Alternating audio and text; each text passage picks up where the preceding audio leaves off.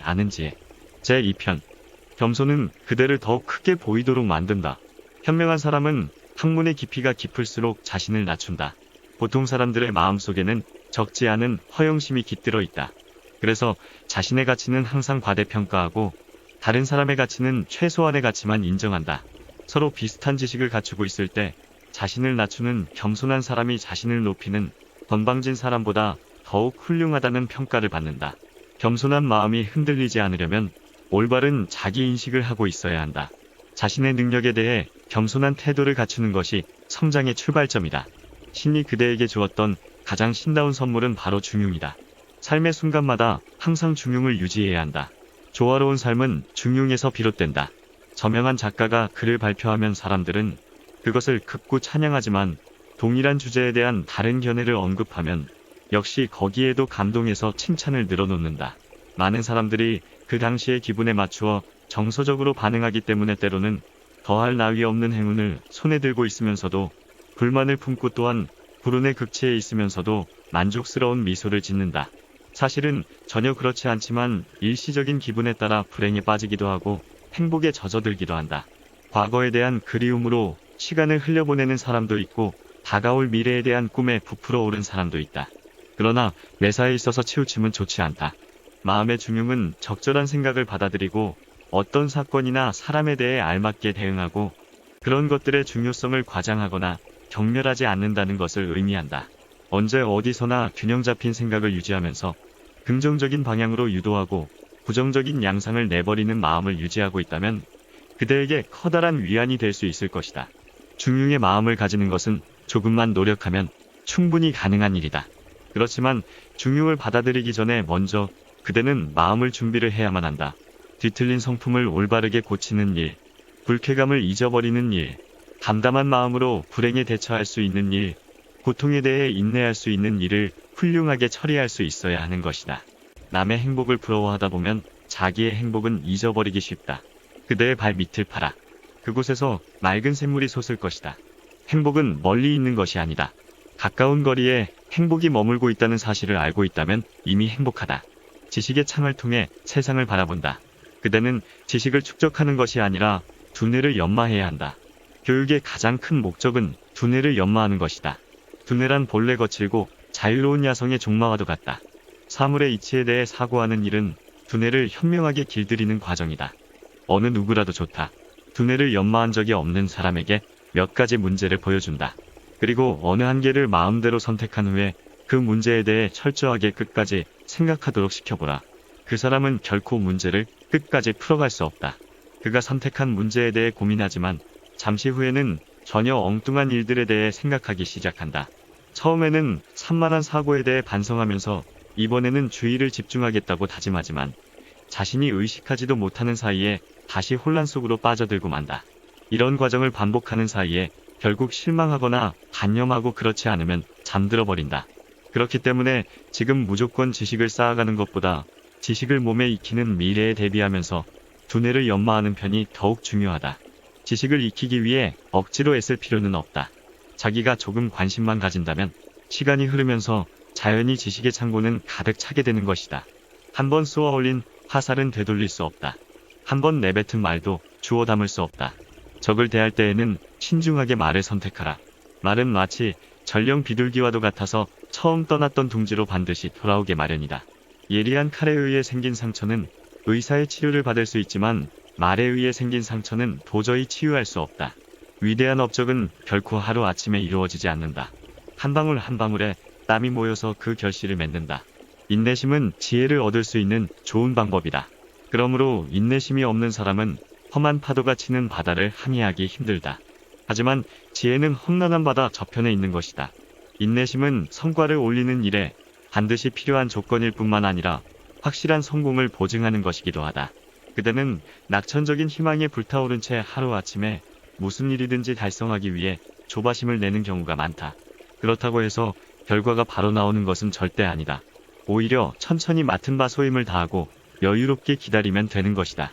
지혜는 당신의 영혼을 더욱 풍요롭게 가꾼다. 사물을 분간할 수 없는 어두운 방을 환하게 밝히는 것은 지식의 불꽃이다. 지식을 얻는 일에는 4가지 방법이 있다. 첫째는 오래 사는 것, 둘째는 여행을 많이 다니는 것, 셋째는 열심히 독서하는 것, 넷째는 지혜로운 친구와 대화를 나누는 것이다. 빛은 어둠을 밝힌다. 아무리 짙은 어둠이라고 해도 한 줄기 빛이 비치면 물러날 수밖에 없다. 너그러운 마음은 그대의 인생의 빛을 비춘다. 사물에 대한 깊은 통찰도 수천 년 동안이나 어둠에 휩싸인 동굴을 밝히는 횃불이다. 그대는 사고력의 안내를 받으면서 어떤 길이 가장 유익한 길인지 알아낼 수 있다. 이해심도 새벽을 밝히는 여명이다. 그대는 연령에 따라 서로 다른 길잡이에 안내를 받고 있다. 훌륭한 사람의 신발이 누구의 발에나 들어맞는 것은 아니지만 가능한 그 신발로 걸어보려는 노력을 해야만 한다. 인생의 향기를 곁들이는 것은 관용과 사고력 그리고 이해심이다. 성장은 영혼을 가꾸는 일이다. 그대의 육체는 25년 동안 성장하고 심장은 50년 동안 성장하지만 정신은 언제까지나 성장한다. 육체는 유한하지만 정신의 크기는 무한하다. 육체는 비록 흙으로 돌아가지만 정신은 남아서 후대로 이어진다. 인생의 절정기는 중년의 시기라고 할 수 있다. 이 시기에 사람들은 보다 완벽해지고 영혼은 성숙기를 맞이한다. 사고는 더욱 넓어지고 능력은 최대한 발휘되며 행동은 이성에 순응한다. 모든 것들이 무르익고 성숙하다. 그대는 이 시기부터 새로운 삶을 시작해야 한다. 그러나 절정기가 되어도 어떤 사람은 전혀 삶을 시작하지 않는다. 또한 어떤 사람은 날마다 새롭게 태어나는 기분으로 삶을 시작한다. 인생의 황금기를 보내는 방식에 따라 위대한 삶이 결정된다. 유년 시절처럼 무지하지도 않고 청년 시절처럼 광적이지도 않으며 노년처럼 둔하고 지쳐있지도 않다. 정오의 태양은 가장 빛난다. 자연은 인생의 계절에 따라 다른 색깔의 옷을 입힌다. 유년에는 장미색의 옷을 입히고 청년 시절에는 파란색의 옷을 입힌다. 마침내 인생이 목적지에 도착하면 노년의 복장은 솔직해야 하므로 자연은 하얀색으로 끝맺는다. 집중력은 모래를 황금으로 바꾸는 마법이다. 그것은 평범한 사람을 위대한 천재로 바꾸어 놓을 수도 있다. 라틴어나 그리스어의 단어는 매우 비슷해서 혼동하기 쉽고 외우기가 몹시 어렵다.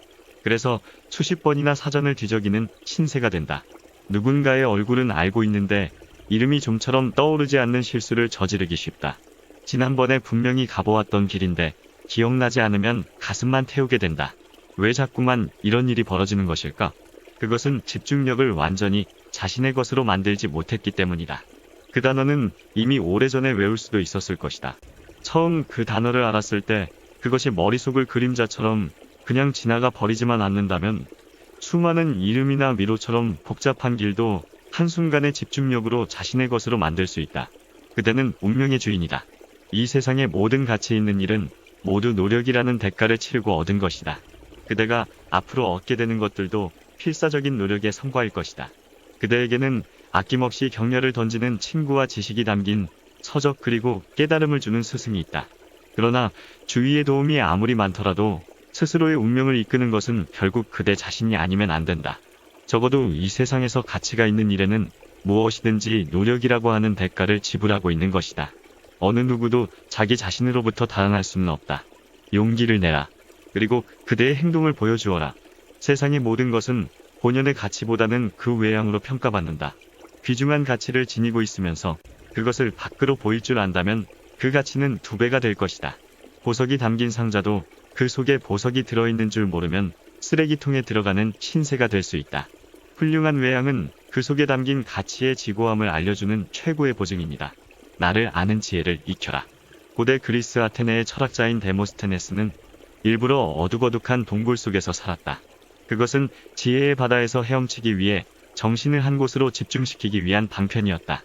때로는 두 눈을 사용할 수 없게 되면 비약적으로 상상력이 증가하면서 놀라운 능력을 발휘하는 경우가 있다. 그것은 눈에 의존하던 신체의 모든 감각이 일제히 깨어나기 때문이다. 독서를 하는 사람이 책을 들고 서재에서 빠져나와 정원 속으로 들어가지만 결국 차분히 독서할 수 없어서 다시 되돌아오는 경우가 많다. 장소를 바꾸면 산만한 정신을 똑바로 가다듬을 수 있지 않을까 생각하면서 침착하게 책을 읽을 수 있다는 기대를 품지만 헛수고로 끝나는 것이다.